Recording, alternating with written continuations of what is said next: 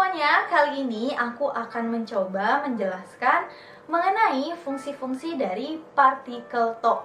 Apa aja sih fungsi-fungsi dari partikel TOE ini? Nah, mari kita mulai dari fungsinya yang pertama.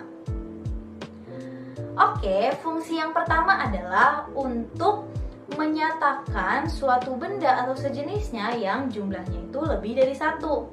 Nah, partikel TOE di sini akan kita artikan sebagai dan. Oke, kita akan masuk ke contoh kalimatnya.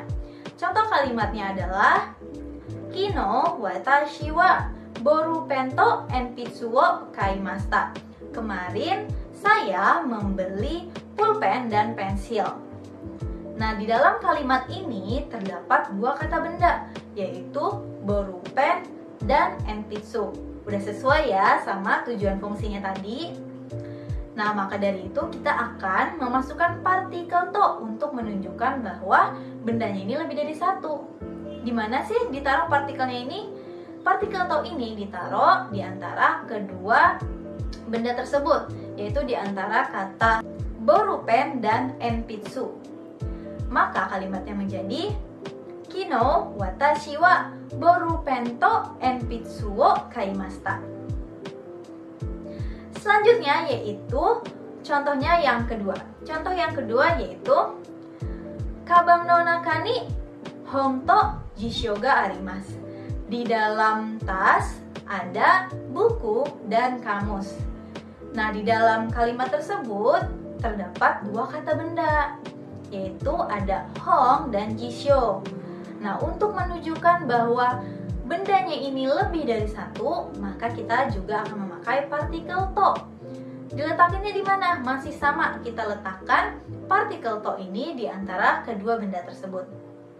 Maka kalimatnya menjadi Kabang no naka ni hon to jishyo ga arimasu. Oke, kita akan masuk ke fungsi partikel TOE yang kedua. Fungsi partikel TOE yang kedua yaitu untuk menunjukkan dengan siapa seseorang melakukan sesuatu. TOE di sini akan kita artikan sebagai bersama. Oke, kita masuk ke contoh kalimatnya. Contoh kalimatnya adalah Marisa-san wa tomodachi to kaimono shimasu. Marisa berbelanja bersama teman. Jika kita lihat setelah kata tomodachi terdapat partikel TOE. Nah, partikel TOE ini menunjukkan bahwa si Marisa ini pergi berbelanja dengan temannya. Jadi kalimatnya Marisa-san wa tomodachi to kaimono shimasu. Marisa berbelanja bersama teman. Lanjut, kita masuk ke contoh yang kedua. Contoh yang kedua yaitu Doni-san wa Rendi-san to online game wo shimasu. Doni bermain game online bersama Randy.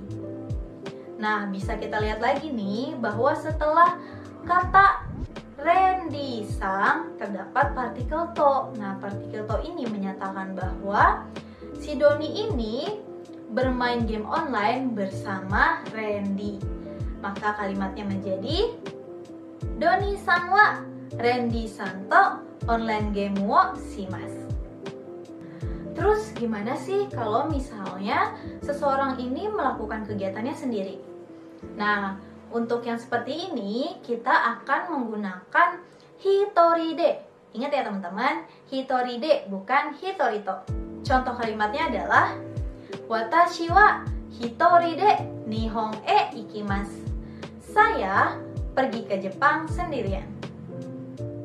Oke, selanjutnya kita akan masuk ke fungsi partikel yang ketiga, yaitu fungsi untuk menyatakan apa yang dikatakan dan apa yang dipikirkan.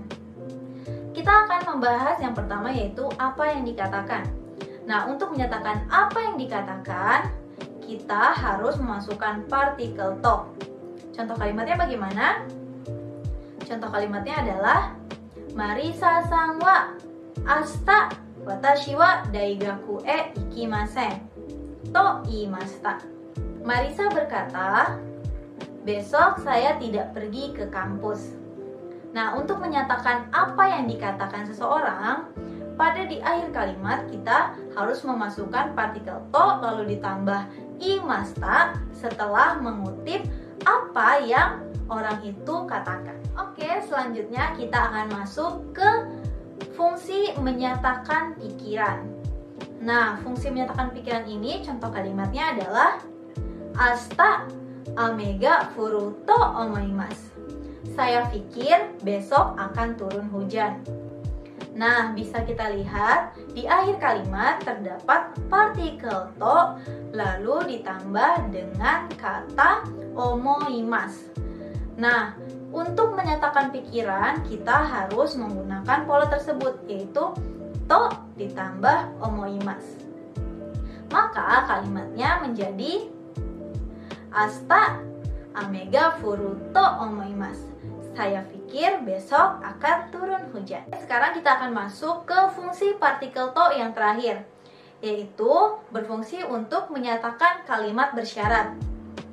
Maksudnya adalah untuk menyatakan jika suatu hal yang terdapat di dalam anak kalimat terjadi, maka suatu hal yang terdapat di kalimat pokok juga akan terjadi. Nah, biar gak bingung, kita langsung aja masuk ke contoh kalimatnya. Contoh kalimatnya adalah kono michi o masugu ikuto byoin ga arimasu. Kalau berjalan lurus di jalan ini ada rumah sakit. Kono michi o masugu iku merupakan kalimat bersyarat karena ditandai dengan to, dan juga dia akan menemukan rumah sakit jika dia terus berjalan lurus di jalan ini. Maka kalimatnya menjadi kono michi o masugu ikuto byoin ga arimasu. Selanjutnya yaitu kita akan masuk ke contoh yang kedua. Contoh yang kedua yaitu kono botan o osu to denki ga tsukemasu. Kalau menekan tombol ini, lampunya menyala.